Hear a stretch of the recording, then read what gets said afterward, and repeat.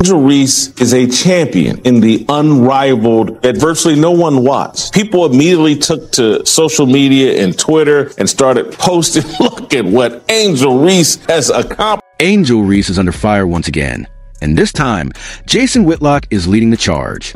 While the media continues to crown her as the face of the championship run, critics are quick to point out a glaring flaw in that narrative. She vanished when her team needed her most during the playoffs. The hype doesn't match the reality, and the backlash is growing louder. Angel Reese, 3-on-3. Let's go! Hey, we back like we never left. Angel Reese in the post. Gotta work, number 5. Shake and bake. Earthquake. Bang! Hey, Angel, you had all off season to get in the lab, fix your lamps, but what did you do? More podcasting. Layup, mashed potatoes. While her teammates were putting in the work, digging deep, battling on the court, and actually earning that championship, Angel Reese was conspicuously absent. Yet, somehow, certain media outlets keep pushing the fantasy that she was a catalyst behind it all. Let's be clear. When the lights burned brightest, she wasn't even in the building. What y'all gonna say now? Now that I have this unrivaled championship that I didn't even think to attend. She went to LeBron James's youngest son's high school state championship game. If this championship mattered, she would show up. She could afford it. I had no idea that Angel Reese didn't even bother to show up. Did not show up to support her teammates. It was that unimportant, but yet took a victory lap that you won a championship? You got. So here's the real question. Are we supposed to treat this as a career-defining milestone for Angel Reese? Or is it just another case of the media rewriting reality to fit their narrative? The truth is, when the stakes were highest, she wasn't even part of the equation. Yet somehow, she's being framed as the centerpiece of a championship she didn't actually help secure. Let's cut through the noise and break it all down. We're going to leave the hop, skippity do 3000 in 2024. Jumping off one foot, landing on that same foot. Then we're stat padding. Still. I thought we were past this, Angel. Bang! Rebounder in WNBA history. Look at this. Elite rebound. Look at that vertical. Look at the outlet pass. No, Angel. No. Why, Angel? Why? Not the kick out 3. Butter pecan. Bang! If you throw it out of bounds, you hate puppies. What? She a playmaker. She's a point queen. Point queen. She making plays for the other team. Bang! Caitlin Clark's not the only one that can make cool passes. I can do it. Me too. The WNBA was hyped as a revolutionary force in women's basketball, a bold new era that would redefine the sport. Promoted as a long overdue shakeup, it promised to be the electrifying jolt the game needed. But did it actually deliver? Or was it just another case of over-promising and under-delivering? Rose, they won the inaugural unrivaled championship last night. I guess if you want to take a victory lap on that, you can. I just don't know if it means. Let's cut through the hype. Nobody was really watching. This was elite 5-on-5 basketball. It was a niche 3-on-3 format that even most die-hard fans ignore. Yet the marketing machine spun it like some must-see WNBA final sequel. When in reality, it was little more than a glorified summer league with extra Instagram buzz. How important this championship was to Angel Reese. Angel Reese didn't even attend the game. She was not in the building. Reese's squad, the Rose, squared off against Vinyl in what promoters billed as the ultimate showdown. But here's the brutal truth. The event was so irrelevant, most of the basketball world didn't even notice it happened.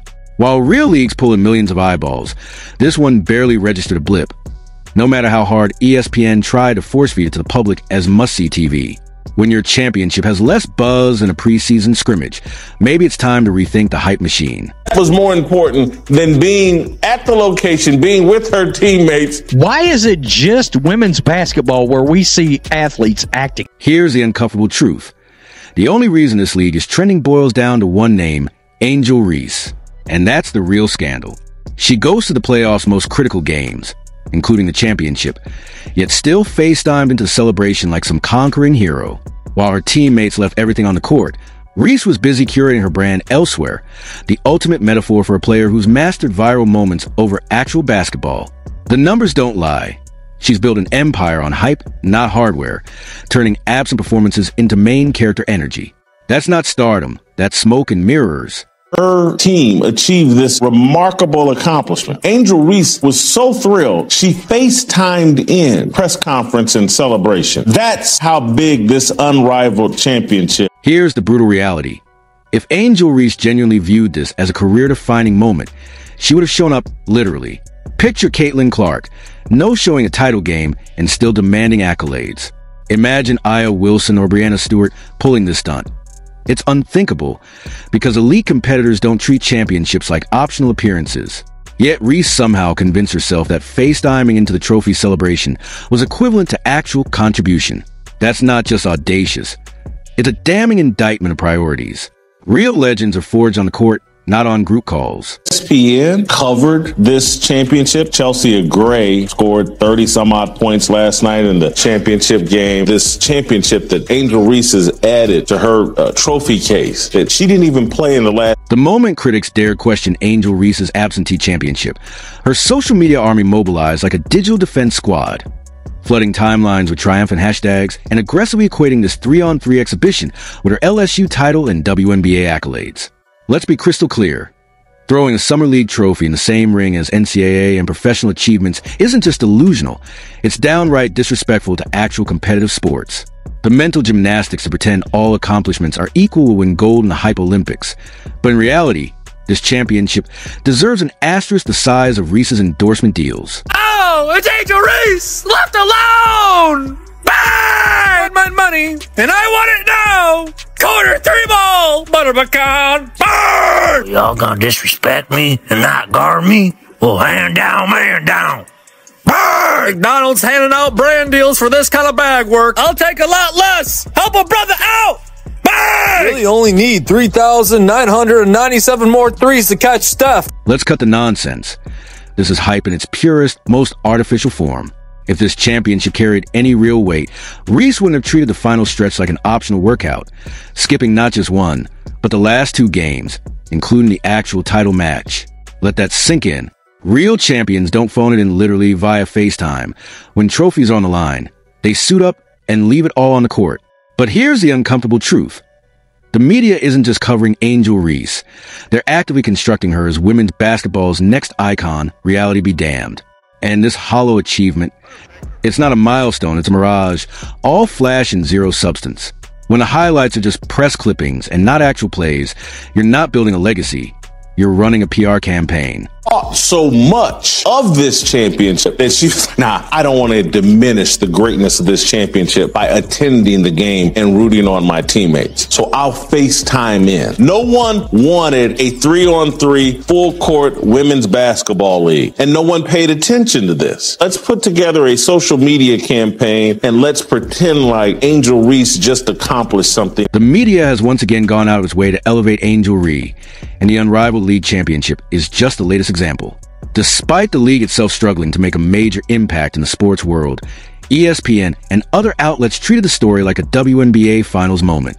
Conveniently, they overlooked the fact that Reed didn't even participate in the decisive championship games. We're going to build up this narrative that Angel Reese is one of the great athletes of our lifetime. She's right there with Steph Curry, and she's right there with LeBron James. She's right there with Kevin Durant. She's got a championship at LSU, and now she has a championship in the Think about that for a moment. We're celebrating a player who wasn't even on the court for the most crucial games. In any other sport, missing the championship means missing the spotlight, but not for Angel Reese.